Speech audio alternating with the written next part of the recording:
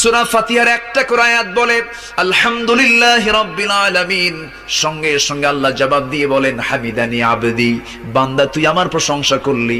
আর রহমানির রহিম যখন বলে আল্লাহ বলেন আসনা আলাইয়া আবদি। মালিক ইয়াউমিদ্দিন যখন বলে আল্লাহ বলেন মাজ্জাদানি আবদি। এরপরে যখন বলে ইয়াকা না'বুদু ওয়া ইয়াকা নাস্তাঈন পর্যন্ত যখন বলে আল্লাহ বলেন বান্দারে তুই আমার কাছে কি চাস, প্রাণ খুলে চারে বান্দা। ইহদিনাস সিরাতাল মুস্তাকিম থেকে শুরু করে নিয়া ওয়ালাদ-দাল্লিন পর্যন্ত যখন বান্দা বলে তখন আল্লাহ বলেন বান্দা নামাজের মধ্যে এমন প্রেমের খেলা খেললি বান্দা, তুই যা চাইলি সব আমি আল্লাহ কবুল করলাম।